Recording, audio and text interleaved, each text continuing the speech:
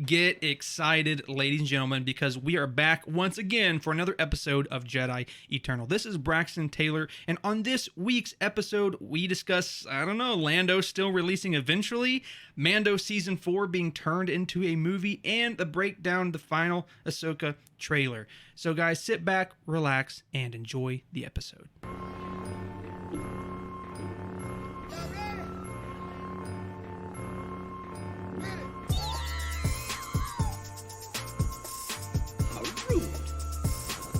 Hello there. At last, where have you been? I find your lack of faith disturbing. Master Skywalker, there are too many of them. What are we going to do? This is where the fun begins. Welcome back, ladies and gentlemen. This is one of your co-hosts, Braxton Taylor, alongside Andrew, he still exists, Bowen. And this is, of course, Jedi Eternal. This is episode 99. And yeah, we still exist, even though you may have thought we didn't. Still here, ladies and gentlemen. Can't get rid of us that easy. You thought you got rid of us. It takes more than that for us to leave. Every month and a half we'll roll back around. Just long enough for you to kind of forget about us, and then we show back up. Yeah, all of our all of our activity, just enough for that to die down and no one to pay attention, and then we'll come back. Yeah. Yeah, and then build it back up again just for it to... Yeah. Anyway. Well, no, summer is always kind of hard. That's what I was gonna say. Yeah. Yeah. December and July are two of both of our busiest months. It seems like because of one reason or another. You know what I'm saying? So. Yeah. There's just a lot going on, and so it does make it kind of challenging. However, we're kind of back to I'm almost afraid to say this, but we're kind of back to normal, so we should be getting onto a more regular schedule. Yeah. Which, thinking about that, I think this is our 99th episode, right? Is that what you said? Mm-hmm. So, in not next week, but the week after that. So Saturday, what would that be? I don't know. Whatever it would be. Yeah. That would be our 100th episode. Yeah. That would be the 19th. Whoa. August 19th. So the 19th will be our 100th episode, which is when we celebrate. Of course, we're going to celebrate, but we're also going to talk about the current state of Star Wars, which is kind of what we always do every 50 episodes. Mm-hmm. And so it's what our very first episode was. It's what our 50th episode was. And so now it'll also be our 100th episode. Yes. And so that'll be cool. And we'll have some other fun stuff about being our 100th episode.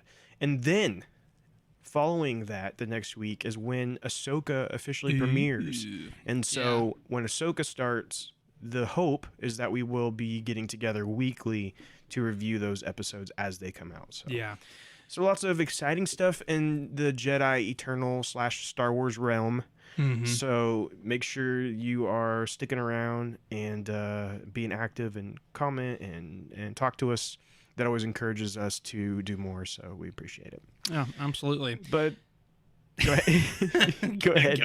No, go ahead. No, I was just going to say before we get into it, regardless of how, sporadic we've been with the Jedi Eternal podcast, we actually have been ironically very consistent with our second podcast, which is on our Patreon. And that podcast is And Other Stuff. And other stuff, as you could imagine, is anything other than Star Wars. And sometimes Star Wars leaks in there too. But basically, it's just what's going on in our lives, things movies we've watched, games we've played, happenings in life. We just talk and have fun. So we've been pretty consistent with that. And that is, of course, one of the benefits of joining our Patreon. You get access to that second podcast. Secondarily, you also become a producer, as we like to call you, and you get the first-hand say into how we dictate and run this podcast. When we have questions about how to proceed or if things need change or advice, we come to you first. So if that's anything that interests you, that is, of course, on our Patreon as well. And also, we like to shout out our patrons and producers every episode that we do have. And all of this could be yours for only $5 a month. So, Drew, who is our producers this month? Our producers are Tara Bolin, Grayson David Gill, Alex Mason, Corey Wise, Jay Camdar, Jenna Evans, and Promise Quick. Nice. Yes, and shout out to Promise Quick, who for no reason upped her pledge past what the current tier is. So, I didn't even know that was a thing, to be honest, but that's pretty cool. That was very nice. Yeah. So, hey, if you were like, you know what, we would like to support you even more than what the actual tier costs, that $5. If you want to support us more than that, hey, it all goes to a good cause. Yeah, and The here's cause the thing. of Star Wars. That's the thing. We have contemplated as we get into a new year or something event like our 100th episode. Like we talk about doing some changes and stuff. And so for our Patreon, we have considered doing different tiers, right, and adding some higher price tiers, but add more stuff to it. And we just really haven't dove into that because, as you can tell, we don't have a ton of patrons. We are very appreciative for the ones we have, so we don't want to minimize that. But we don't have enough to really expand and do all that. So my thing is if you guys want to are interested in potentially doing higher tiers and getting more things out of that, that's something we can absolutely discuss. And we just if that's what you want and what would like for us to do, let us know and we'll discuss that. For sure. But let's not beat on the drum too long here. We thank you guys so much. Thank you for our producers and our patrons that are subscribed. We absolutely love you guys and thank you so much for that. But for those of you who are here who are not subscribed and here for Just Jedi Eternal, we love you guys too and thank you for supporting us. So let's go ahead and get right into it. Yeah, let's do it. So our first news for this week, and we had a lot of news, so we kind of had to just pick and choose what's not too old, of course, right? Right. Yeah, we've missed a lot of things. So we apologize for that. So we're just going to kind of select some interesting stuff here that we have, and also some of the more recent things that have been that have came up. Right. So one of those things being the Lando. It's a series, correct? Or was it a movie? I can't remember now. Well, last we heard it was a series. Yeah. Right. So for those of you who I'm sure are familiar, right? The Solo movie came out, and Donald Glover apprised the role of Lando Calrissian, and honestly, a lot of people thought that was the best part of the movie. I had thought there was a lot of redeeming qualities to the movie, but a lot of people really enjoyed his kind of take on Lando Calrissian. And with that being said, of course, afterwards we heard that there was a show or series in the works. So now there is actually an interesting update for that, and that it is apparently now being written by Donald Glover himself and Stephen Glover. So is there anything else we have on that, Drew? Yeah, so this kind of started to stir. We get the announcement of Lando years ago. Right, exactly. Multiple years ago at this point. I don't even remember exactly what the year was, but it's been a while. And then we've not seen or heard anything else about it past the initial announcement. What we did know is that it was set to be written by Justin Simeon, and he is currently the director of. He's the director of the recent The Haunted Mansion movie that just came out. And so while he was going around for promotions for The Haunted Mansion, the Hollywood Reporter asked him in an interview how the Lando series is going, because there hadn't been anything. And he said, "I'm attached, I think, but I don't really know. The last thing I was told was that they loved it, but needed to put a pin in it until they could figure out everybody's availability." And that's, I don't want to cut you off, but that is kind of part of the problem when you get big list actors or big list music artists or whatever as a main part of a show, and you're kind of like, okay, now you're trying to bring these really popular people into a television show. Obviously it's a little exaggerative, but you know what I'm saying. And so to record multiple episodes and record multiple different scenes and multiple different shoots, it is something that. Yeah, that is one of the positives of picking people who are not super famous. Yeah, and so this guy, he he goes on to kind of say some other things that we won't really get into here, but he does kind of go on to kind of point some fingers at why he thinks that he wasn't going, why hasn't heard anything, and kind of goes into almost kind of a rant about it. And again, we're not really going to touch on that, but after that, Jeff Snyder reports, and as I've told you guys before, Jeff Snyder is a very trusted source that he usually knows what he's talking about, and he said that what he had heard is that Simeon actually exited development on the series on his own terms. Interesting. Which, when you go and read his whole thing, his whole spiel, and he kind of sounds mad, it kind of like, oh, I think he knew more than what he was saying. Right. And so they're saying he left, and he said that actually it is now being written by Donald Glover and his brother, Steven. Interesting. And that the Glovers have secretly been attached to Lando for several months at this time, while Simeon being aware of the change in creative leads on the series. So it's kind of some drama there. But what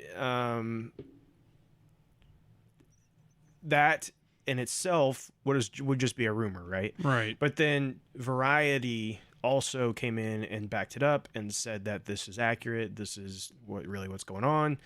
And so that's why we feel like we're confident to have it in news today, is because there's enough trusted sources out here saying this is the case now.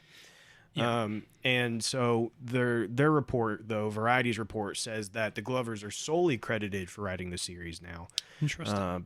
Which would imply that anything that Justin Simeon had done has been thrown out, and so they're starting from scratch. Yeah, and I was going to say, and here's the thing, like, listening to that, there very well could be truth to both statements from him and, from the others kind of opposing him.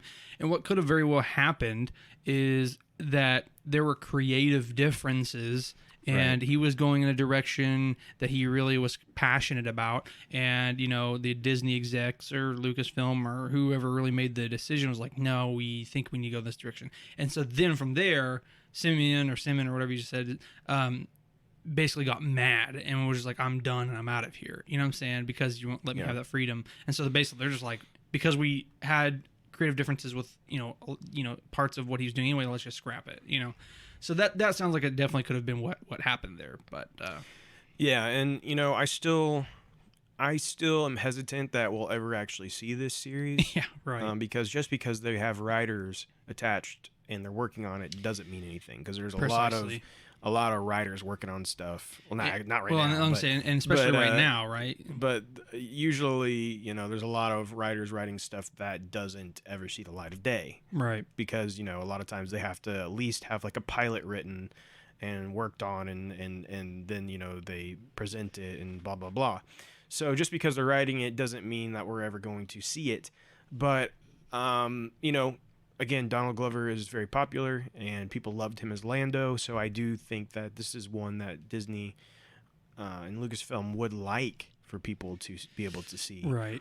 And, it could be pretty entertaining. But, yeah, I guess we'll have to wait and find out. But let's go ahead and move on to our next story. And our next story here is going into Star Wars Outlaws during San Diego Comic-Con. They went into some more details about Star Wars Outlaws, including the game's planets, characters, and exploration. So we're going to go into some of the things that was talked about there. And just to give a little, like, while you're looking that up, just to give a little, like, kind of context here for those of you who may not remember, we talked about this actually the last episode we had, and this will be basically the first legitimate Star Wars open world game, and this will be kind of centered more around bounty hunters, mercenaries, things of that nature. It's not going to be more of the classical stories we see from Star Wars, such as Jedi and Sith, or the Republic or the Empire. I mean, obviously the Empire is going to be a part of this, but again, it's going to be more around, like I said, mercenaries, bounty hunters, things of that nature. And so it's going to be very interesting. But like I said, Drew's about to give us even more details. Yeah. So just some different things here to note that they did say that we are going to see some really cool syndicates. both from existing lore, but also some new syndicates that were created for the game. We're also going to be spending a lot of time in Jabba's palace. Interesting. Yeah, so running missions for Jabba and navigating the criminal underworld. And yes, it's possible not just to work for Jabba, but also to betray him, which of course has its own set of consequences. Yeah. So lots of cool potential there, right? Oh yeah. And with that being said, that means that Tatooine is an explorable open world within this game, because the way this game works is, at least from my understanding, is yes, it is open world, but it's like you get in a ship and fly and go to another planet, and then that's a whole nother open world map, which sounds kind of daunting if you think about it, but they've made it clear, because there has been some concern about that, and they have made it clear that, like, oh no, don't worry, like, it's manageable. We'll see. But I mean, I'm okay if it's not manageable, but I know. just keep it to yourself. No, because that's the thing. Like with like Starfield, something that's like new. If it's like so big that it's unmanageable, I'm like, okay, well, maybe it's too much. You know what I'm saying? Yeah. Kind of like No Man's Sky. Like I have no attachment to this, and so because it's so infinite, like it's not really that fun. But for me, with it being Star Wars, and with me being so emotionally and attached, I guess, to the subject matter, I'm okay with it being a little more daunting, because that's just that much more Star Wars that we can explore. But like I said, I think for me it's that kind of emotional connection that I have to it, and knowledge of the lore and galaxy. But anyway, and so I don't know if any of it's been confirmed on how many planets will be in this game, but the only two that they've specifically have been talking about were Tashera and Tatooine. And it's always Tashera Tatooine. It's always Tatooine. It's always right? Tatooine. Always. Which is kind of funny. Yeah. Just not to rant on it too long, but it is kind of funny. Like, you have all these possibilities, and you still to go for Tatooine. But anyway, but you can guarantee I'm hopping on a speeder, and I'm gonna try to find Obi-Wan Kenobi's hut, because he's out there. He's out there somewhere. Oh wait, no, he'd already be dead, wouldn't he? See, I was confused on the he timeline. Would be dead. He would be dead, but that's okay. There would still be his hut, though. Would still be there somewhere, right? Where he lived. Presumably. Yeah. I wonder if they'll include that. That would be interesting. They should. I mean, they should. Yeah. But they should also have Luke's burnt home too. The corpses of his aunt and uncle. They're still sitting out there. Yeah, no, this is taking place in between Empire Strikes Back and Return of the Jedi. So around the same time as the comics currently have been.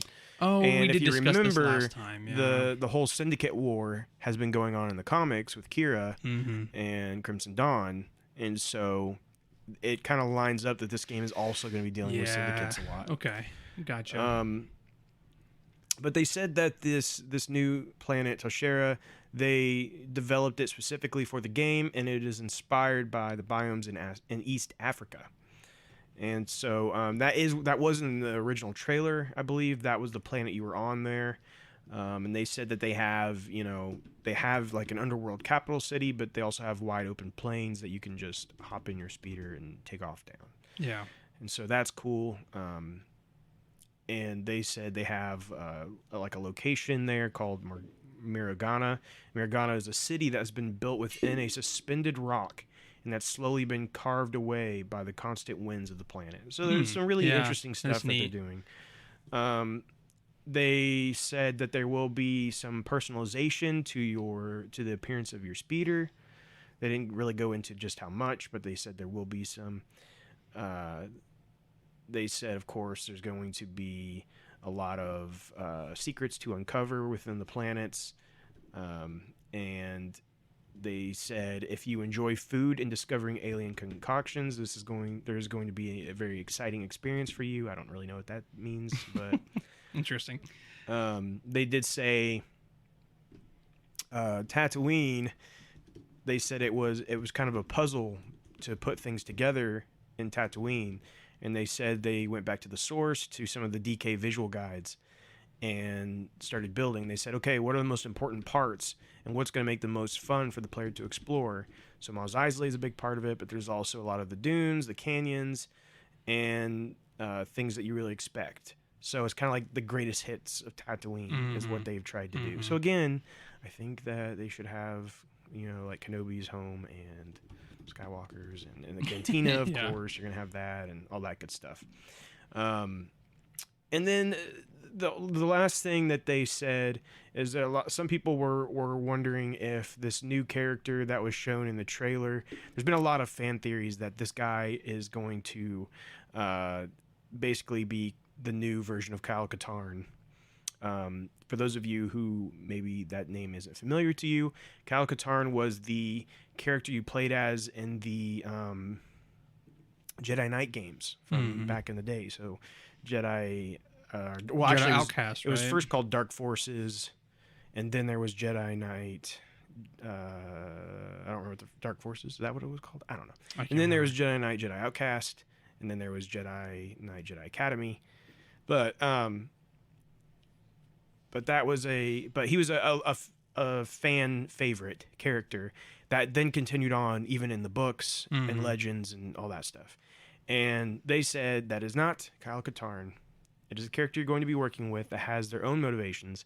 It's impossible for us to talk more about it without revealing too much. But he obviously does bear visual similarities. Like if you look at him in the he does bear a lot of resemblance. Which I will just go ahead and shout out here that, I do hope that Kyle Katarn comes back eventually because he's a really great character. And I wonder if he ever will show up in canon or if he is one of those characters that just will continue to never be brought up like Mara Jade.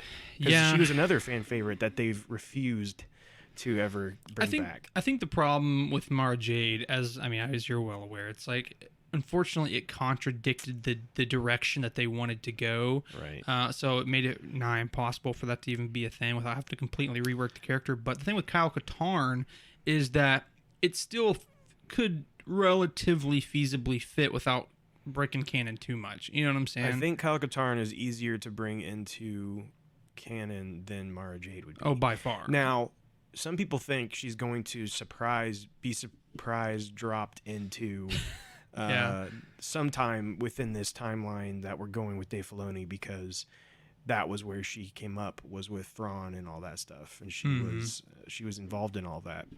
But I don't know that they'll ever do that. But I do think with Kyle Katarn it'll be easier. He does end up being kind of he ends up being a part of Luke's Jedi Academy, which again there kind of you start running into those issues if you want him to. But you could, I guess, jump in time and have him be a part of the Rays. So it would just be... That'd be a long time, though. Yeah, so what I'm saying is like basically his entire story and like age timeline, when he was born, all that stuff would have to change to line up to where he could become a part of that story instead. But I don't know if that would be good or not. But and see, and like not to belabor the point, but that's kind of like what we've talked about in the past. It's like, yeah, would it be cool to see Kyle Katarn? Would it be cool to see Mara Jade? Yes, but in order for them to fit within current canon, you'd have to modify and amend their story. And the only reason that we like those characters is because of the story that we've come to love from them. That was, in the EU. So, yeah, it's like you don't really, honestly, don't want to see them, now, because you'd have to change what made you love them in the first place. So. Yeah, sorry, I'm choking on my drink. My Mountain Dew. Yeah, that's what you get for drinking Commander Splash. It's not called Commander Splash. It looks like it from here. It's really good. Don't make fun of it. No, I'm not even telling you what it's called. Caribbean Smash. Splash. Caribbean Smash. I don't know. Yeah. It looks gross. It's not gross. It's good. This is the Mountain Dew connoisseur over here. That's a whole and other stuff episode right there for Andrew. shut your mouth. Anyway, I'm so hot right now. I'm just like sweating. it is very warm in here. Yeah, it's warm in here. Unfortunately. So going on to, oh wait, is it you? It's me now. Yeah, calm down. My apologies. But yeah, so going to our third news piece this week, and so this is referring to Star Wars Jedi Survivor, so the hit sequel game that came out here recently. Was it in May or June? I can't remember now. Doesn't matter really. I honestly have no idea. I don't remember. May or June, whatever. But it came out. It was a hit. Probably Everyone May, loved it, right? and yeah, I think so. And it was a great game. Honestly, I loved the game. I had a great time with it, and so, as some of you may be aware, it came out for the newest generation of gaming. So it came out for Xbox Series X and Series S, and then for PlayStation 5. But the news piece is that Star Wars Jedi Survivor is actually in early development for PlayStation 4 and Xbox One. And, you know, I hate to sound elitist because I promise that I'm not. But, I mean, come on, guys. It's been 3 years since these new consoles come out.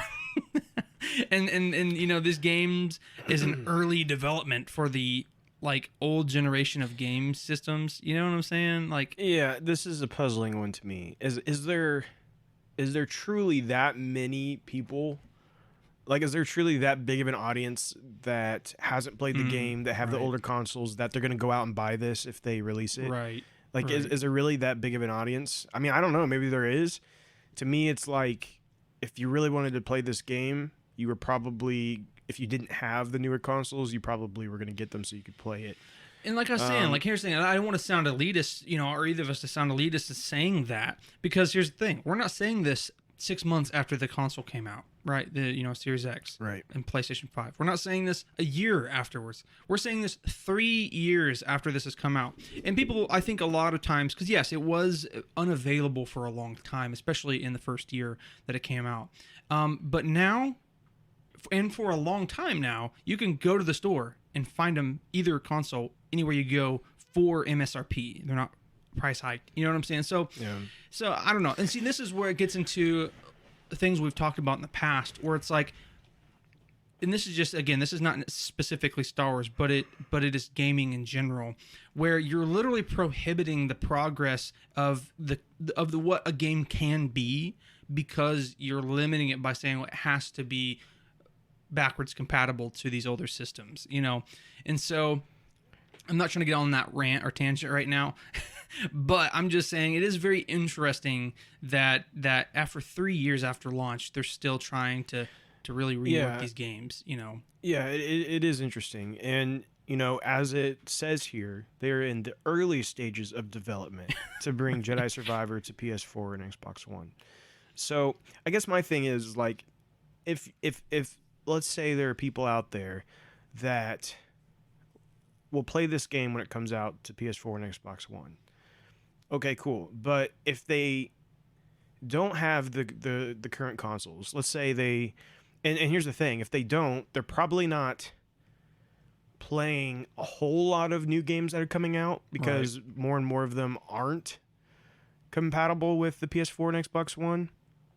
I know some of them are, but not all of them. And so, and chances are they're probably not buying games on day one. So, and what I mean by that is they're probably not paying the $60 when a game comes out. So I feel like they're going to, you know, develop this to then have people wait until it's like $15 on a discount stand to then play it on their PS4 and Xbox One. I don't know. It just seems weird. Yeah.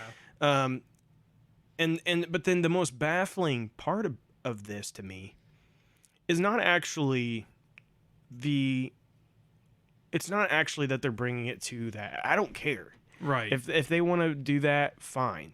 You know, more power to them. My biggest question to this, and the part that's so baffling to me, is that this game had major issues running on the current gen consoles. Exactly. Like, on my Series X, this game was the most unstable video game I'd played in a long time. And I think we talked about that. Yeah.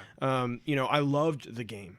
It's, you know, in my top 5 without a doubt for this year. and will probably stay in my top 5, even though there's a lot of good games coming out. But I think it will stay in my top 5 for sure. Yeah, absolutely.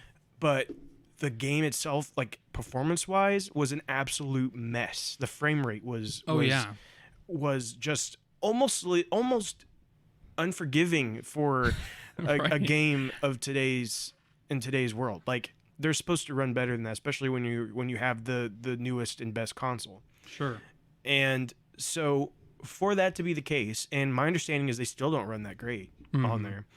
Yeah, they had a big patch that made it run better, but it wasn't like it was crazy, yeah. you know? And so how are these going to run on the PS4 and Xbox One? Like, you know, it's like Hagrid from like the Harry Potter from game from PS1. Yeah. Hello, Harry.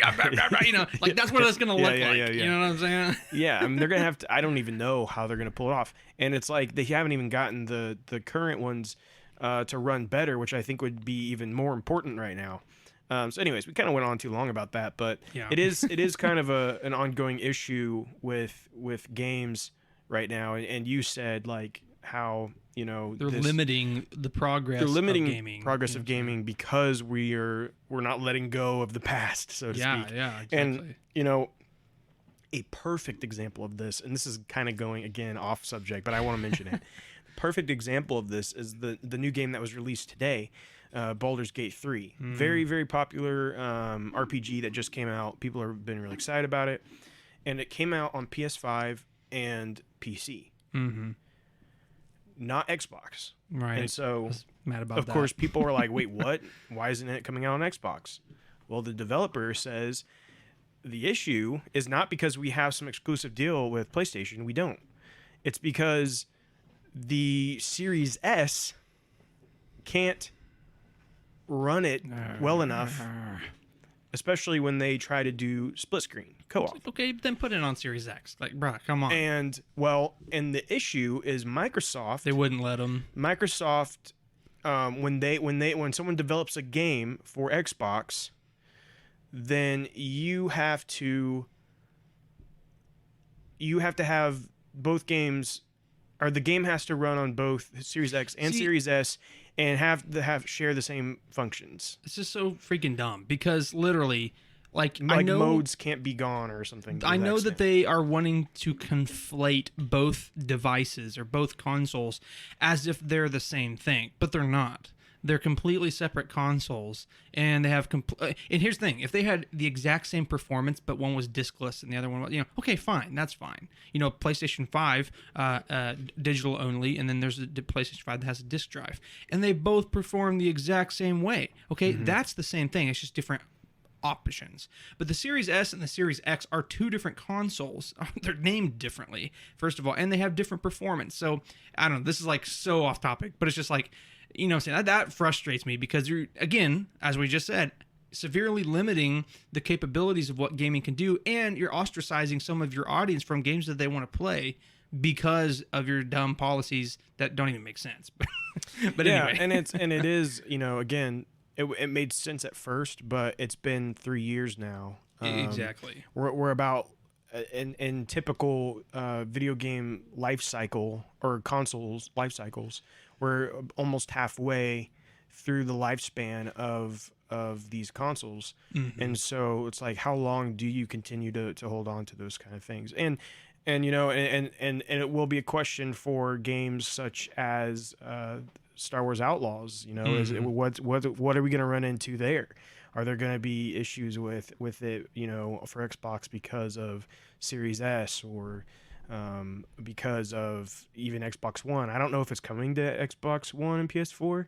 Actually, not surely sure on not. that, but hopefully not, right? Yeah, I was like, surely not. But, and again, not to be mean to anyone of our listeners that have the older generations, because we're not trying to be elitist, but we're at the same time, you have to expect within yourself, because for a long time, I was the person who never had the newest Xbox. When Xbox One came out and had 360, I didn't get it for years and years and years. And I just knew that when a new game came out, I probably wouldn't be playing it, because that's just common sense. As games progress, right? The newer the technology, the less they're probably going to work on the previous generation. But anyway, we're divulging a little too far into so this. Let's go ahead into our next story. And our next story here is we did get some more information on the From a Certain Point of View, Return of the Jedi. Ooh. So these are novels from a certain point of view. They are novels that have been during the 40-year anniversaries of the original trilogy. So we got one for A New Hope. We got one for Empire Strikes Back. I love both of them. And now we are getting one for Return of the Jedi. And it will be released on August 29th, so at the end of this month. And it has 40 new stories from 40 different authors. That's awesome. And so, again, these have always been really exciting. But they did release the entire 40 stories, like the names and the author and little like a blurb for each one. We're not going to go through all 40, but I will just kind of show you a couple that I do think sound very interesting. One is Olivia Blake, and she's providing a chilling glimpse into the mind of Emperor Palpatine, which is always a good one when you get into Emperor Palpatine's head. Saladin Ahmed recounts the tragic history of the Rancor trainer. Charlie Jane Anders explores the life and times of the Sarlacc. So that's interesting. Fran Wilder reveals Mon Mothma's secret mission to save the Rebel Alliance. Mary Kinney chronicles Wicket the Ewok's quest for one quiet day on the forest moon of Endor. There is one about... hold on, I want to find it. There's one, I think, about Obi-Wan Kenobi that I was excited about, called From a Certain Point of View. Interesting. Okay. Interesting, yeah. Little on the nose there. I was there. Oh, there's one about the Red Guards. It's called The Emperor's Red Guards by Gloria Chow. That sounds really, really good. Yeah, that's cool. I think that'll be a neat one just to get some information on them because they're always so mysterious. There's one, this one I'm very excited about. It's called Brotherhood by Mike Chin. And Assassin's Creed. It is Anakin. So after Darth Vader / Anakin dies, this is when he becomes a Force ghost. And so very interesting. The first thing that he hears is someone say Anakin, and it's Obi-Wan. So we're gonna get that first encounter with them after. And that's gonna be very interesting. That's gonna be very interesting. Very interesting. Go ahead. Sorry. Well, and what's cool is, as I said, it's by Mike Chin, and it's titled Brotherhood. And Mike Chin is who wrote that book called Brotherhood about Obi-Wan and Anakin from. So that's kind of a cool continuance, I guess. I don't know if that's the right word. What I was going to say is what's very interesting, kind of taking like an overview step here, is that all of these stories are canon. So it's not just like an interesting let me phrase that. It's not like an interesting thing that like could have happened or whatever. Like they're actually canon. These are things that, we've actually gotten some very cool insights into the first two movies. Little stories that fill the gaps and give context to certain characters and backstories that like make them so much more meaningful. And so, like I said, and that's why I've always thought, this series of books was very cool. Yeah, it's fun because it can just be some random person in the background, or it can even be just like a random Imperial that says one line, stuff like that, and then they fill it out with like a story of why and what was going on. And it's always really fun to kind of go through the movie and read these, and kind of see how they fit in everywhere, because they do kind of go like in order of the movie as you read the stories. Which, I'm glad that they did that. You're right. Yeah. So anyways, that's a lot of fun. And then, of course, at the end, the 40th one is Return of the Wills, which is always interesting because if you don't know about the Journal of the Wills, you can look into it, but it's kind of this whole other thing. And it's kind of implied that the Journal of the Wills is actually the story of Star Wars. Like they're journaling the story. Yeah. But anyways, so that's going to be cool. Very excited for that book. End of August, the 29th. So if you don't have a pre-order for that, you can go get that now. And I'm sure we'll talk about it after it comes out, talk about the stories that were like really interesting to us. But very excited for that. So yeah, let's go ahead and jump into our rumors. Yes, so our first rumor for this week is something that is, if you've been listening to us especially, should not be really that surprising to you. But the rumor is that the Star Wars merchandise that's been coming out recently, or being kind of hinted at, seemingly leaks a beloved character returning to the Ahsoka series. And so, spoiler alert, again, it's not something that should be too surprising to you. That character being Anakin Skywalker. And Drew is going to have a little more details on that. But basically, this is something that we've talked about for quite a while now. Yeah, and, I mean, basically since the series was ever talked about. Exactly. We've been talking about Anakin's appearance in it. Yeah. So, like I said, no really big surprise. And we put this in rumors, but really, I again, wouldn't be surprised if this is absolutely true. So, yeah, and basically this came because of an Amazon listing for an Always officially Amazon. licensed T-shirt depicting Hera Syndulla. And what it says is the blurb says, "Stop looking for fashion help in Alderaan places.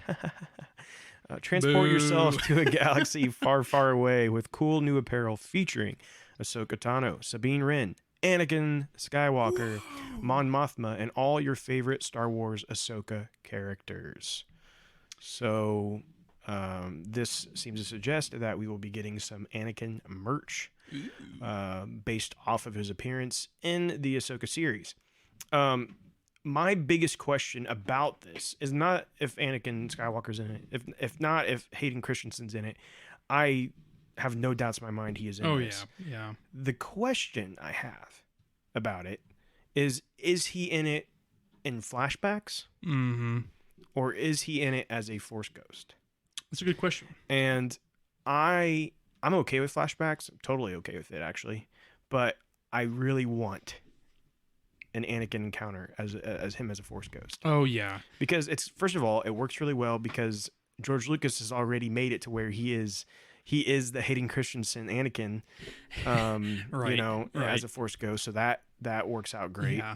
But just to have, again, something I've always wanted is just more of Anakin's feelings and thoughts on what happened and how when he was Darth Vader and all of these things that I think would be interesting for him and Ahsoka, to have a conversation, for him to come to Ahsoka and them to have that discussion. I think would be really cool. And now that he's on the other side of it, right, where he's had all of these life experiences, he's trained as a Jedi, then he was a Sith, and his fall, and then now he has that redemption, and now he's back.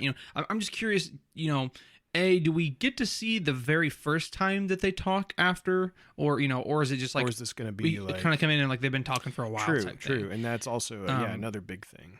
But regardless of what we get, I think it would be very, very, very interesting to see if it is a Force ghost scenario, to see what his advice is like, or if he's hesitant to give her advice and for her to figure it out herself, because that was his issues that he, I don't know.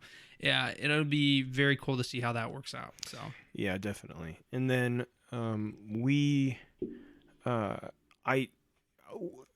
a lot of rumors about Darth Vader also being in this because of flashbacks. I think we read it on the podcast about a rumor where where we'll see the fight that happened in Rebels, that the whole World Between Worlds thing. So there's a potential of that. I will say the trailers really don't seem to hint at it at all. Hint at any of that stuff going on. Yeah. But you have to imagine that they don't really want us to see any of that yet as well. So, like I said, one of the main reasons that we even think that that's a thing is because the title card in the first trailer does have the iconography of that. And additionally, we do see in the very first trailer that was released was a construction site that is very similar to what we saw in Rebels, where the Empire was trying to, not excavate, but I guess it was kind of an excavating a site that had to do with it. Anyway, but. So lots of interesting stuff there. Getting very excited for Ahsoka. It's just right around the corner. Oh, yes. So we're going to go on to our next rumor here, and this is a very interesting one. And this comes from makingstarwars.net. And what is being reported here is that, and this again is this is Jason Ward, who is again usually pretty accurate. He knows what he's talking about. or at least, you know, if he's reporting on a rumor, it's at least a solid rumor, even if it doesn't end up being true. It's like, it's not like some random person like made it up in their bedroom, you know. And this is what he is hearing right now. So, you know, Hollywood is a mess right now, right? Right. There's strikes going on, writer strikes, And acting, actors, yeah. all of it's a mess. There's no like, doesn't seem to be any kind of end to it in sight, at least not being reported. And so with all of this, Lucasfilm and Disney are trying to look at possible outcomes and take the smartest path forward. Right. And so this is a plan that is being floated internally. And this is a plan that also seems to be a favorite amongst some of the executives. And so for what they're hearing is that there's a fear that Jon Favreau and Dave Filoni will not be able to make 2 seasons of Disney Plus shows that are prerequisites for the theatrical film that Dave Filoni is doing. Yeah. So a question being floated is if they can take the main story of Star Wars The Mandalorian's 4th season and edit those scripts into a film that will release after the Rey film. So this would effectively give Filoni 2 theatrical Star Wars films produced by Jon Favreau. So we would lose the 4th season of The Mandalorian on Disney Plus, but we would instead experience that story as a theatrical film that would lead into Dave Filoni's original film concept. Right. I can't concentrate at all right now. It happens like every episode. Yeah, I know. Where our music comes in early, and it literally just shook me to my core. I was not expecting it because we haven't recorded for like a month and a half. Yeah, and apparently anyway. our last episode, we're going way longer than our last episode. Well, so yeah. we did it really quick last time. I remember think. it being pretty quick. Yeah. I'm trying to gather my thoughts and remember what you were just talking about. Let me go ahead and continue a little bit here while you're gathering your thoughts. Go ahead.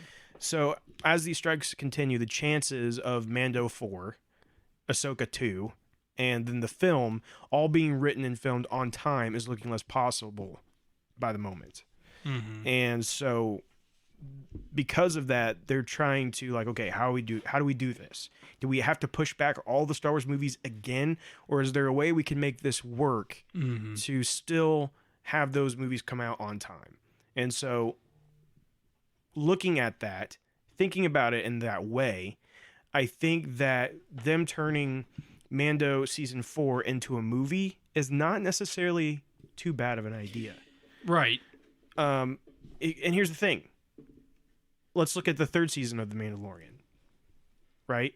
A solid core story that would have probably made a much better film than a television series, because if you took all of the good stuff and cut out all of the bad stuff, right, and cut out all the stuff that just felt like they were wondering and kind of just unfocused, it probably would have been a much better movie than it would have been a TV show. And so now I think you can do Mando as a series and make it super interesting and awesome all the time, but for whatever reason they haven't been doing that, right? They didn't do that with season 3. That's what I was gonna say. There's pros and cons to the movie idea.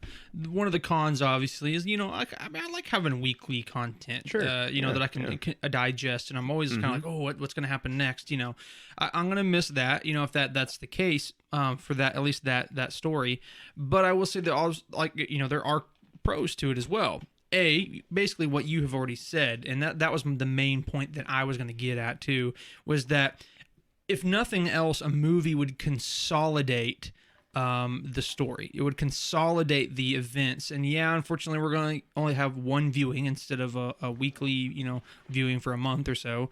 But again, it kind of cuts the fat. You know what I'm saying? It for whatever reason, we've talked about this and you just alluded to it. For whatever reason, these writers, because there's so many writers, there's basically a different writer, or a different director, should I say, actually, for every episode of the series. It allows them to have creative freedom to some degree as long as it sticks to the main story. But because of that, I feel like a lot of times people think that they can just do whatever they want. And I feel like a lot of times people feel like, oh, this is my time to shine and put my little thing into Star Wars, which again, I'm not saying is necessarily a bad thing, because I have loved Mando, don't get me wrong. But when you have only 8 episodes to a season, right? Now's not the time for you to express yourself. Now it's time to consolidate and make every episode a banger, where like there's great action, or there's great storytelling, or there's, you know, X, Y, and Z. And so, yeah, consolidating into a movie would definitely help the story. And my last point with that is, on a more kind of economical, logical sense, right now it makes sense too, because with the writer's strike, the actor strike, if you have a movie, then you can just, like I said, consolidate even not just the story, but the cast and the team, where you're not having to have a new team, new writer, new director every episode. Now you have one director, and you have one team that's working on this production, and you have this. So it makes sense in a lot of different ways for it to be a movie. So, I mean, there's pros and cons, but it would make sense, honestly. It would make sense when you think about everything, in this current situation. And so if they do that, it didn't sound like Ahsoka it didn't sound like they were thinking that would be a movie. That sounded like that Ahsoka season 2 would remain a series. But from this rumor, that's kind of the two things that need to happen in order for them to get where they need to be for their movie. So my next big question to you would be, what is it going to take for everyone to go out and see a Mandalorian movie? What has to happen in a season 4 for it to be big enough and impactful enough for people to want to go out to the theater and watch it? Because I think you have to have something really big for this to be a movie. You know what I mean? If you just go and it's just like, oh, it's just another swashbuckling adventure, exactly, with Mando and there's like Grogu, goofy little cameos, and they just go on a 2.5 hour adventure, and nothing really happens except for a couple of little things, and just kind of showed you what they'd been up to. Then everyone's gonna go like, oh, well, okay. Well, it's got to have weight to it, right? Right. There has to be some significant story there. Yeah, and the way they've implied is that the Star Wars movies are going to be the big, bombastic, events, the visuals, right? like everything's going to be just crazy and intense. And that's kind of what they want their movie experiences to be. And then the slower, maybe not slower, but the moment by moment experience and character development and all this stuff is more what's going to happen in their series. Right. Which makes sense when you think about it. But so what has to happen in season 4 for it to get audiences to go to the theater and watch it? I mean, to be honest with you, I really don't know, because a lot of the things that I would have thought could have been a movie type thing have already been done up, you know what I'm saying, in the story. We talk about Grogu and Mando meeting for the first time, and their adventure of growing together and learning and finally figuring out where the Jedi are. Like, okay, that could have probably been one, but it's what he went through. Now we're talking about meeting up with Boba Fett and doing this whole thing. That could have maybe been a movie. That's already been done. Them going to Mandalore after all of this time and facing in this big final face-off with Moff Gideon and stuff. That could have probably been a movie too. But it's already been done. So it's like, it's hard to say. And you're right. And here comes the next thing is, it kind of felt like they put a pin in the story of Grogu and Din Djarin, because now right? everything's solved and they're together now. They're hanging out on their little house they got there, and they're gonna do some work for the New Republic. Yeah, because we said, I remember what we literally said. Forget a movie. Like, what is even this next season gonna be? Other than just monster of the week. Yeah, monster of the week type scenarios with the New Republic. Which you might be able to get away with that on a series, but never a movie. And we thought even with a series, it's like kind of like, what's the point? Yeah. So I don't know. Yeah, and so here comes my next question for you. Because we feel that way and we feel like they've wrapped that up, does that imply that The Mandalorian season 4 / now maybe a movie isn't about Din Djarin and Grogu? Which Because it could again, be, right? we've talked about how they've kind of set up Bo-Katan to be this important character, and they flat out said a couple different times that the title The Mandalorian also implies to her, Right. and The It's like- Mandalorian season 3 in a lot of ways was about her. And so there's nothing here in this report that says The Mandalorian season 4 is a Din Djarin and Grogu story. Yeah, exactly. So maybe it's not. Maybe I think you'd have to They'll have be appearances by included. them, right? Yeah, they'll be included. They'll be but- included, help out on whatever Yeah. the adventure is, or whatever needs to be done. But does it have to be focused on them? And based on our conversation just now, I think the answer is no. Right. Unless they can come up with something. But then, which I agree with you, but how do they then get away with all of a sudden 4 seasons into it, getting away from your main characters and not really making them the main focus? Because yes, I understand in season 3 that they try to divert the focus to other Mandalorians, and it's a big Mandalorian story, not just the Mandalorian. But they didn't do it enough, in my Right. opinion, for And people to finally feel yeah. comfortable with, like, okay, Din Djarin's not going to be the main character anymore. right. And then here's where I think this movie could really fall apart if that's the case. If they're let's say Bo-Katan is who it's going to be, okay? If you do that and you say, "Hey, okay, so we're not doing a season 4. We're actually just doing that story into a movie." And people are like, "Oh, okay, I've really wanted to see I guess I'll go to the theater and watch this new Mandalorian movie because I really want to see Din Djarin and Grogu again." Oh, well, Right. actually, no. This isn't about Din Djarin and Grogu. Right. And they're gonna be like, "Oh, so Why did I even come and Why watch would I this?" go to Yeah, the theater exactly. and watch this movie then?" You know what I mean? Like there would be some investment gone from people. So I think as a series, I could see them going that direction more so than if they make it a movie, they're gonna want. Guess what? Baby Grogu's in there. You want to see him? Everybody loves Baby Yoda. They would have to market it Mm-hmm. as a movie because again, yes, as much as a hit as Mandalorian has been, to get people to go out of their household to go watch it in a theater, like you said, it's going to have some big stuff in it, and they haven't really set it up for that. A and B, cute merchandising is only going to go so far. Saying here's Baby Grogu, everybody loves Baby Yoda. That's only going to go so far. You know what I'm saying? So anyway. Yeah, and so maybe there's something in this master plan story that we're not aware of, right? Mm-hmm. Which is possible.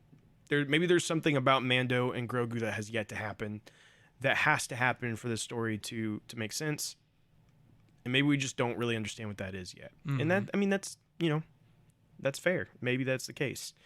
We'll have to see. We'll have to wait and see. But I just in our previous conversations when season 3 wrapped up, we were on the same page that, it felt like they had gotten their story to the point it needed to be for when we get the movie and they come in and help, right? They're going to come in and assist everybody on this war against Thrawn. That was kind of what it kind of seemed like would probably be the case.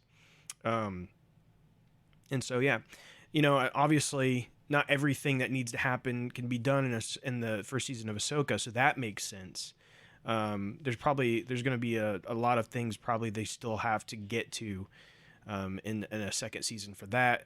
I totally get, but the fact that they're so adamant that they have to get this season 4 of Mando out tells me there is something. There's something that There's they're trying to get there out there that is important that we just don't understand yet, and so it'll be interesting to see what that is. The last thing I want to say on this is that again, the official release slate right now is that there's a movie coming in May 22nd, 2026, and then December 18th, 2026. So currently that would be Rey and then the Filoni movie. Mm-hmm. And then another Star Wars movie in December 17th, 2027. So 2 in 2026, and then another one a year later. And so, if they do make Mando a movie, I wonder if that means Mando would go in the December 18th, 2026 slot, and then they would wait another year for the Thrawn movie. Or Heir it's to the hard to Empire, whatever say. you wanna And call here's it. the thing. I mean, and we're going kind of long on this. It's like, here's the thing. The problem is right now we don't know anything in terms of how things are going to progress and stuff because of these strikes and stuff. And we kind of alluded to it a little bit earlier, but it's like we don't know. Everything's kind of up in the air right now. So are they gonna end up having to delay movies again? So who knows? Who knows? Honestly, at this point, we really don't know. I mean, because here's the thing: we keep delaying and keep having to reschedule and do stuff, and that's just because of internal issues and overlaps and stuff. And now, literally, all of the writers and actors are striking. So, So, anyway. And it may continue to get pushed back if the strikes don't end soon. The CEO of Disney, Bob Iger, suggested not meeting with writers until they will, begin to lose their homes and apartments. So and that's the thing. As consumers like us and just regular people, do we really I'm not trying to get political about it, or not political, I guess, but I'm not trying to get like an activist about it. But here's the thing: as a regular person, it's like I'm okay with holding off on some Star Wars if I know that people are getting paid fairly and are not being pushed around by billionaires telling them that, well, you'll come back to work if you are homeless and you're starving. Right, yeah. I'm a billionaire, so I can just hold out. Anyway, so I'm not trying to get into it, sorry. but you see what I'm saying. Yeah, no, so. I do. And so, yeah, we'll continue on for now, but of course, we'll continue to update you guys as we hear things and as the, whole scenario in Hollywood continues to change and stall and develop, and whatever may happen, we'll keep you guys updated, and we'll see what happens with Star Wars in the future. Yeah, so we have one more rumor, and let's not get into it too much because we've already kind of beat the dead horse. Yeah, we kind of here. already talked about it, But it just kind of adds to it, honestly. Yeah. Right, and basically just to finish up what we've been saying, Andor season 2, that was apparently been in the works. Apparently, was just weeks away from being completed, or the production being completed before the actor and writer strike. So, like I said, we're not going to get too deep into that because we already, talked about it. But it just goes to show you that Star Wars can be delayed.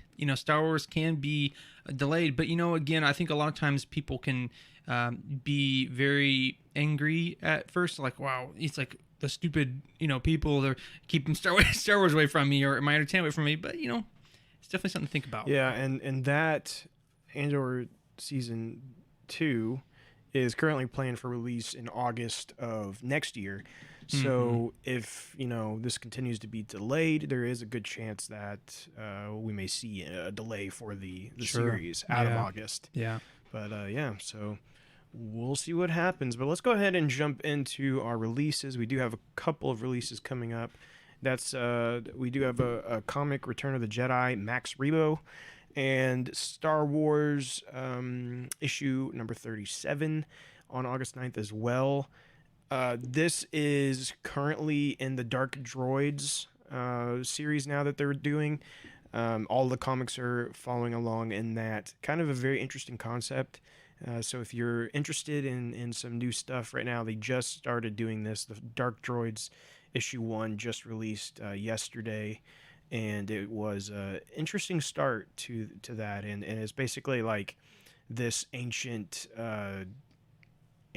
AI type spirit thing starts like corrupting all the droids, and some fan favorites as well. So it's kind of an interesting concept there. Yeah. So if you're interested in that, you can check that out.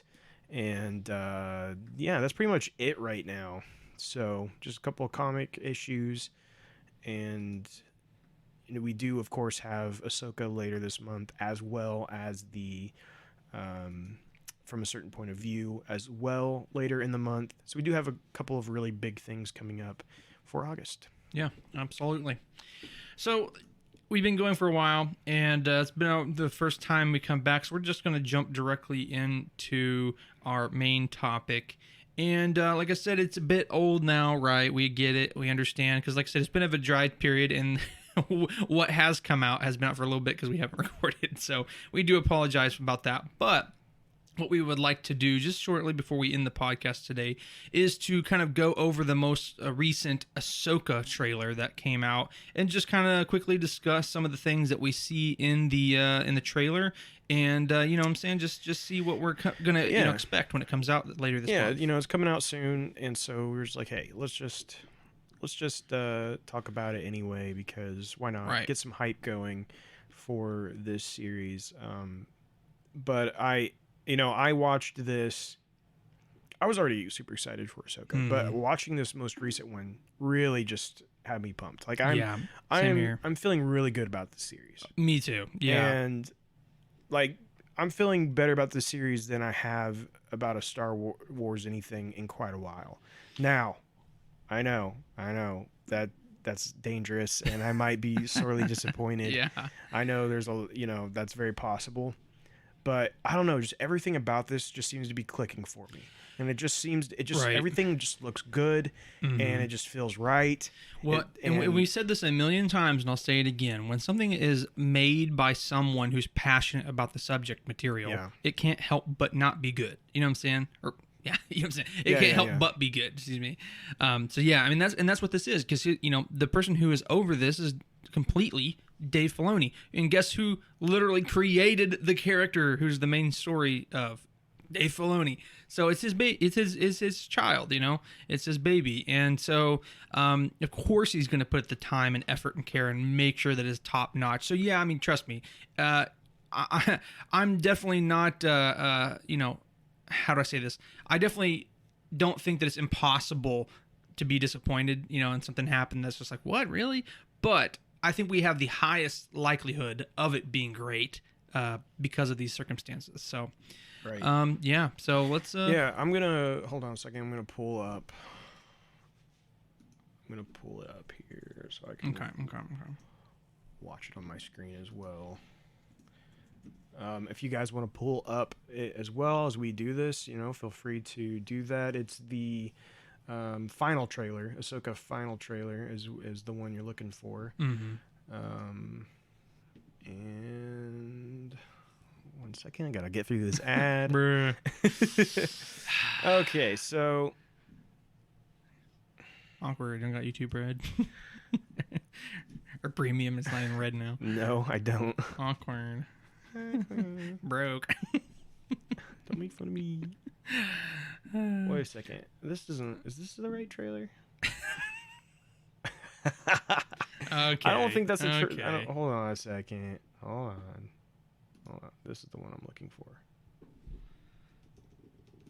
Yeah, this is the one I'm looking for. So it starts with Balin saying war is inevitable. And we see Balin and we see what is her name? Shin? It's the girl, right? Yeah, Shin. Okay. I think her name is Shin. And so we see Balin and Shin in there like boarding a New Republic ship. And we see Shin just like annihilate somebody with her lightsaber.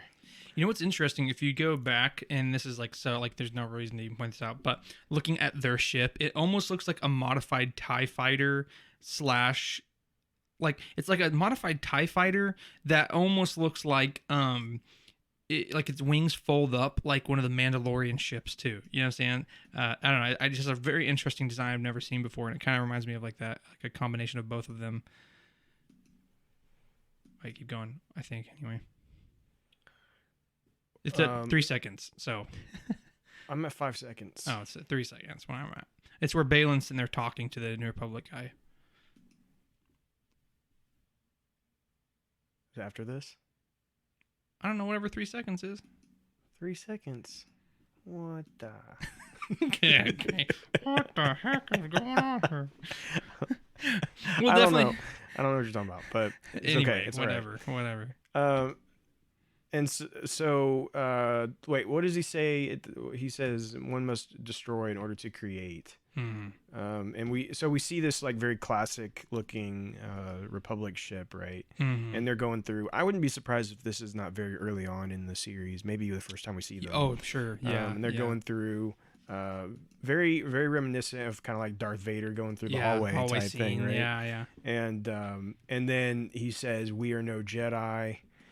Very intimidating. Just like, stabs through the guy. Stabs So through him baller. with their not fully Sith red lightsabers, which is very interesting. Which we talked in previous episode about what our hypothesis is on that. Yeah, very very intriguing. I can't wait to get an official answer on that because it bugs me every time I see it. I'm like, why is it not perfectly Sith red? Okay, what's going on here? So very intriguing. So we see them, they're going through. I can't wait to actually just watch that in full. Then we see Ahsoka. We see her here, and it says, "I started hearing whispers." And then it cuts to looks like the that's I can't remember. It's like the world between world spirits that would like the owl. I can't remember. You know what I'm talking about? It looks like that. Yeah. person. So this kind of looks like maybe it's like an old Jedi temple of some kind. And again, my guess would be this is probably fairly on in the series, that scene. And of course, we're not really sure what her objective is there or anything yet, but it looks like she's on some kind of mission of some kind. And then we see she says of Thrawn's return as heir to the Empire, and we see Thrawn walking, and Very cool. Very cool, yeah. I can't wait for more Thrawn. And so then we see she goes down into that temple, and then we see Shin, and Shin says, "What happens when we find Thrawn?" And this is the we then see what's her face? I can't remember what her name is. She was in Mando, right? Or maybe I'm misthinking.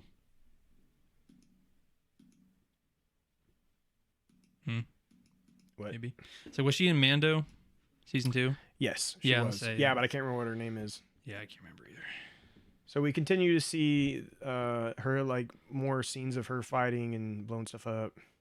Well, also you know, whenever she, like that woman's in there, or whatever, we also see her what looks like activate the world between worlds. Yeah, like right there. So like, keep watching it. Okay. Right, sorry. Never mind. Yeah, so they're at like a ritual site type and thing. she says, "What happens when we find Thrawn?" And then When Balin says, "Power such as you've never dreamed." and then see like Right, yeah, it's got some kind of like, it definitely looks like the world between worlds type. and you do have to technology. the power such as you've never dreamed. You do have to kind of wonder if they're talking about the ability you know, to go like the back ability in time and go to different timelines. yeah, and then that brings a whole nother thing, like what do they want to change? You know, like what would be the Sure. Well, because again, they're not necessarily Sith, but they're obviously not Jedi either. Right. And so they're trying to go after Thrawn as well. So it's like they're trying to keep their motivation secret, very much so. Yeah. Which, I mean, obviously. So it'll be interesting to figure that out and see that. So we see, and then it looks like, so it shows her fighting some more, Shin fighting some more, and then we see Hera, and she's in her ship. She says, "I've spent most of my life fighting a war," which is true. She has spent most of her life fighting a war. And then Chopper grunting. Oh, also another thing I want to go back to real quick is when you look at her activating that thing, look at the very bottom Of when she puts her hand out with that, like almost like a galaxy map or whatever. You see the very bottom there? It's like a flame, Yeah, what color is it? like bluish green. It's like a green, right? Yeah. And what do we know? What is usually in Star Wars is green flames. Mountain Dew. I was wait. I knew it was wrong. I was just joking. It's the witches of Dathomir, right? When they use their magic, it's like that green thing. So that could be interesting. But yeah, that is an interesting observation. Yeah. And so it does seem like that they are kind of going into some kind of maybe way of opening the world between worlds there. But utilizing that force magic type thing to Right, kind of subvert some of the traditional means of activating it. Yeah. Correct.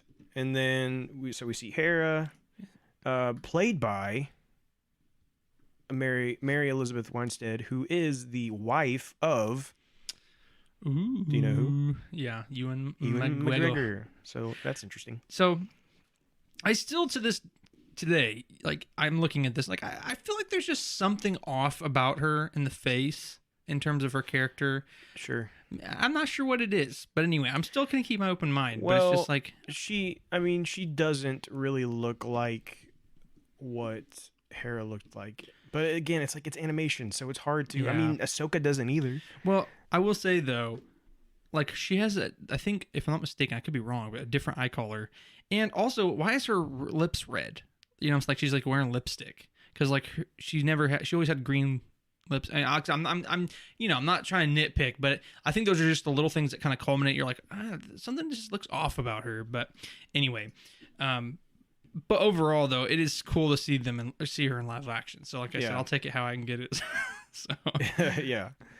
And so the ghost, it looks like, is on some kind of mission here. We got Chopper doing his thing. Chopper, you rascal. Got Chopper doing his thing, and then we see the New Republic Council type thing. Yeah, and so this is cool because we get Mon Mothma, who is. It's very interesting to get Mon Mothma here because we're also getting her in Andor, and so we're seeing two very different time periods of the same person, which I have to imagine is kind of a neat situation to be in for that as actress, an actress, who gets to play kind of like the beginnings and also the sort of endings of the same character. So exactly, kind of cool.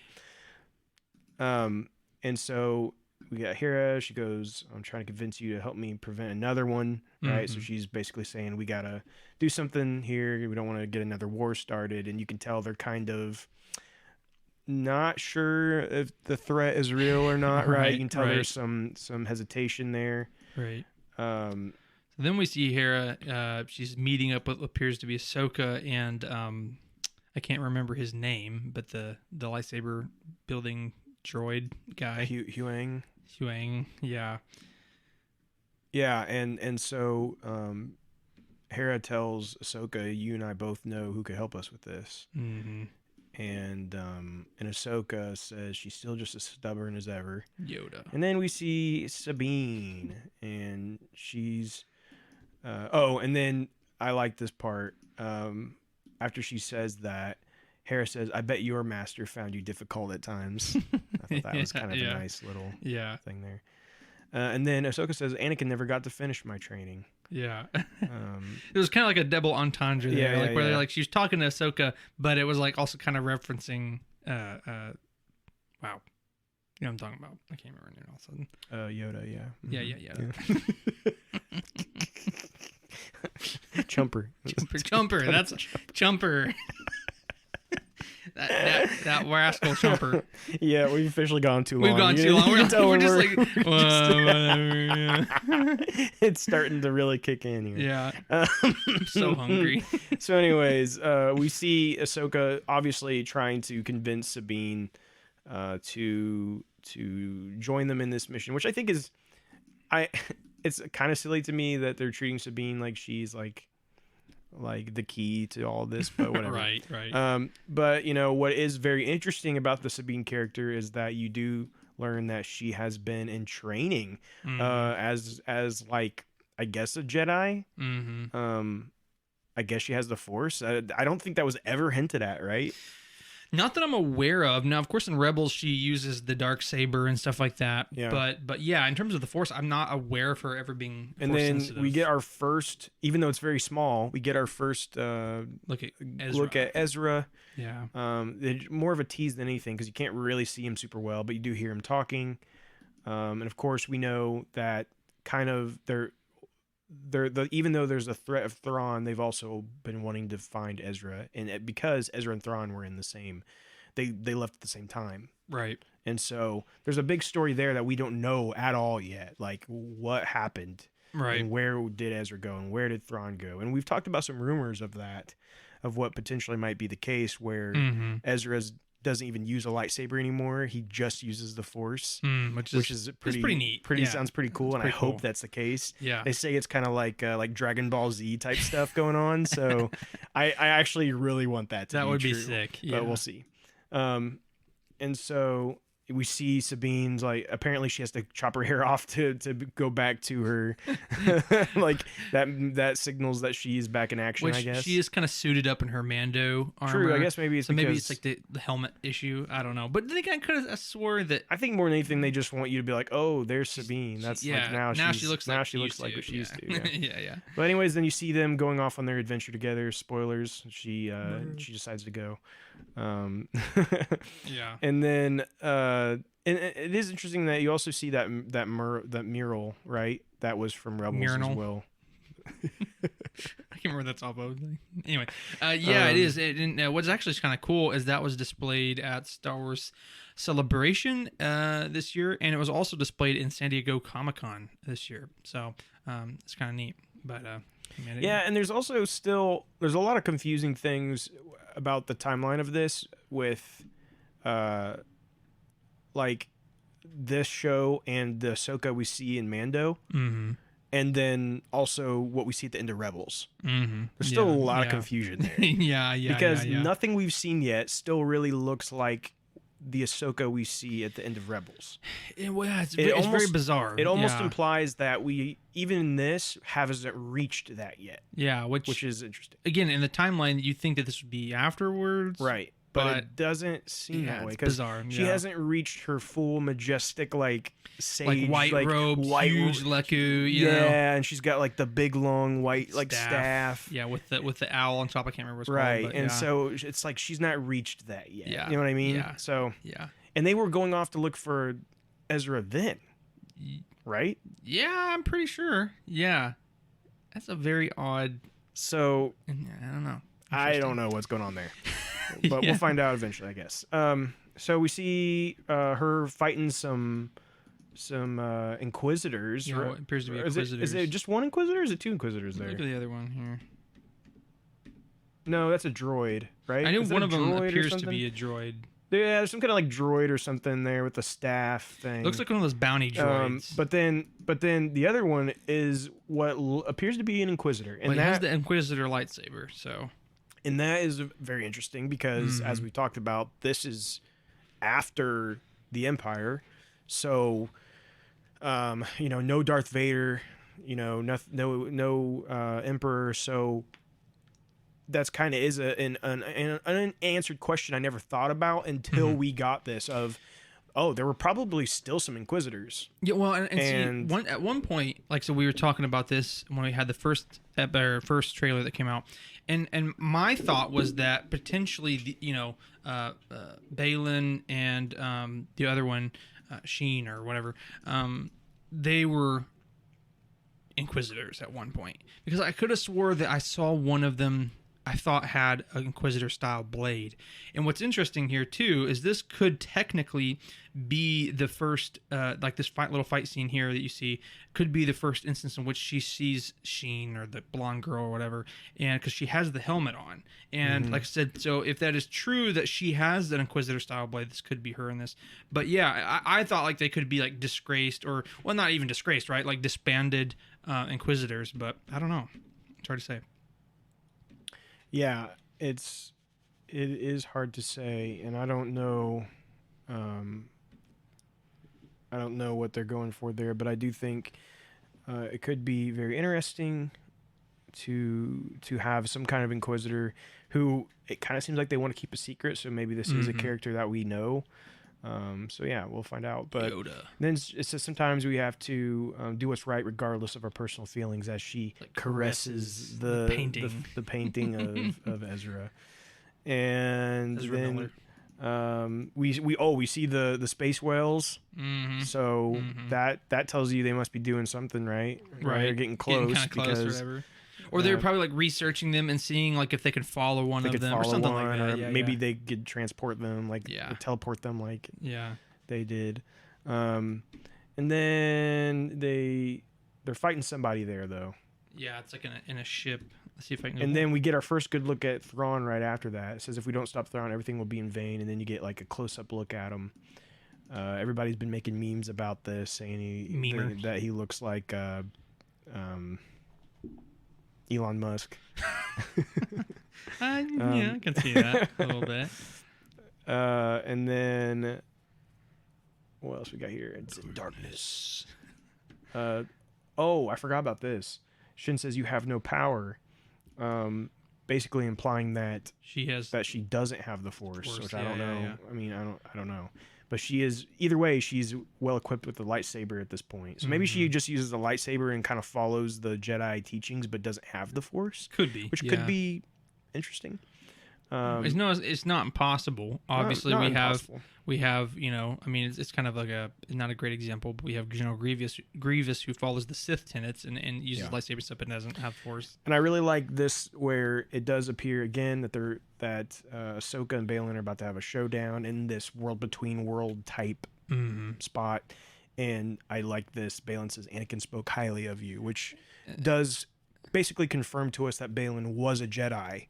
That, or he was an Inquisitor, which it doesn't really make sense, like why he would speak highly of her, as an Inquisitor. But anyway, I don't think he would have called him Anakin though, if he was talking about his time as an Inquisitor. Yeah.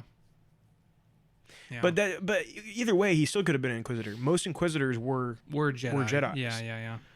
But anyway, I don't know, because he looks old enough that he could be both. You know what I'm saying? Oh yeah, for sure. And so he said Anakin spoke highly of you, and it shows them fighting in this area there. Ahsoka says, "I'm not here to discuss my past." It kind of looks like she like blows up the place, like the spot. It looks like she completely obliterates it. What? It's like Ahsoka blows up, and then Ahsoka blows up. This is crazy, guys. This is crazy. And so that's interesting. It makes me wonder if it's like I hope they don't do this, but hopefully it's not like they think they're like he's trying to open up the world between worlds and she doesn't want it to happen, so she blows it up, and so we don't actually get to see anything with the world between worlds. Right. It's like a fake out, which would kind of make me cry because I kind of want to see more. Yeah. And then Huang says we have a lot of work to do. Hera says, "Well, once a rebel, always a rebel." Rascal Flats. And then we see some more combat. All looks pretty cool.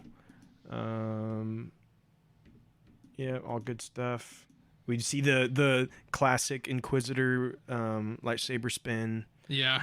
Right before takeoff. I'm just kidding. I don't think it's gonna do that. But, yeah. Love that. And what I love is it's spinning and Ahsoka's just standing there holding her lightsaber up above her head. Yeah. Have you go back and watch that? Yeah. Just watch that part. It's funny. And you can tell she's just kind of like waiting. She's just waiting. Yeah, she's just waiting. Just try it. You know how many just Inquisitors I've struck down. So, anyways, that's the trailer, and it's just it's good. It's really good. It's really good. Everything about it it looks good. It looks so promising. It's also something that, at least for someone like you and I, is something we've been very invested in for a lot of time now. Between the rebel characters, but not just the rebel characters, but also, this isn't just connected to Rebels, connected to Clone Wars. Right? Yeah. And, Clone Wars is something we've been following for many years as well. And so, and then also how it ties into the bigger picture of Star Wars. And there's just so much about this that could be amazing. And I just hope they get it right. I hope that we sit back with a smile on our face and say Ahsoka was something to be remembered and celebrated, and that we're not having a rerun of Kenobi. Yeah, we're not upset and mad about the character choices and what could be, right? The could be's. I'm hoping we're sitting there talking about how cool it was and how awesome things were within the series. That's what I want from this. It's been a toss up in the past with Obi-Wan Kenobi and Mando season 3 and even Andor, which I really enjoyed, but you weren't necessarily a huge fan of, and It's like I want us to get this, and we both just love just it. love and it, we and just it's everything's everything. great, and we're just happy and just talking like, oh, remember this part and this part, like that's a what I want. rerun of Mando season 1 or even season 2. Season 2, even more so. I think we had a lot of that in season 2, and not just and here's the thing, not just from us, but from our listeners. Yeah, exactly. Think about how much people talked about like season 2. Like people were excited and they wanted to talk about it. Yeah. Not so much Andor. We didn't have really anybody talk about Andor much. I don't think much of our listeners cared too much about it or something, because we didn't have a whole lot of discussion. We had a lot of people say bad things about Mando season 3. A couple had good things to say, but like, and Kenobi is Kenobi. You know, that should have been a movie, but anyways, that's for another time. Yeah. Hey, we still have the super cut that one guy made that made it all better. We still have to watch that together at some point. Yeah, we really need to. But anyways, I'm going to wrap this up here. Guys, thank you for listening. We hope you've enjoyed this extra long episode to make up for our disappearance. But we're not going to be disappearing anymore for a while, at least. We're going to be here, not next week. Next week we'll probably be recording our and other stuff. But the week after that, we will be back here for our 100th episode to celebrate that. Be talking about the state of Star Wars, which, you know, there is a lot of. We'll go over kind of the future, what we think is happening there, and the state it's currently in, and all of that, which is always a good time. A lot of theories and ideas and stuff to talk about. But we'll celebrate the past as well, and kind of what we've came from so far, and excited about the future for Jedi Eternal and Star Wars. And so we want you to be a part of that. So make sure that you are. We'll probably put up some posts out to get some participation from you guys about our 100th episode. So be looking for those so you guys can comment and be included in our episode. I'm sure we'll have you guys have some of your comments read and things of that nature. And then the week following that, we'll start our official Ahsoka reviews. Every week while Ahsoka's going, we hope to have episode reviews. Of course, the first date will be actually 2 episodes premiering, so that'll be really fun. And I don't know, maybe sometime during Ahsoka we could try to do a live show. It's been a while since we've done a live show. Maybe we can throw something out there, have some fun with that. It'd be good to have a live show with you guys. If you're interested in any of that, please let us know. Let us know what you're excited about in Star Wars. Make sure you like this and share it. You know, your shares for our podcast is greatly appreciated, especially when you see that pop up on Facebook that we have a new episode out. It would be really great if you would just take a few moments and share that post to your friends. It does make a difference for us, and we really appreciate when you do it. But, you know, you can find us on Instagram and Twitter. Are we on Threads yet? Are we on Threads? I ain't going over on Threads. You know, you're not going on Threads. We're not doing Threads. I ain't doing nothing. We ain't do Twitter. We ain't doing Threads. Technically, we would automatically have more followers on Threads than Twitter because it would just take our Instagram. But anyways, I refuse to get Threads. We're not doing Threads, so forget that. But Facebook is typically where you can find our most of our communication. So make sure you stick around to that. And of course, our Patreon, we'd love for you to be a part of that. But we thank you guys so much for always being super awesome listeners and Patreon producers. We thank you guys so much. And we will talk to you guys soon. But until then, may the Force be with you. And we thank you for joining the Jedi Eternal.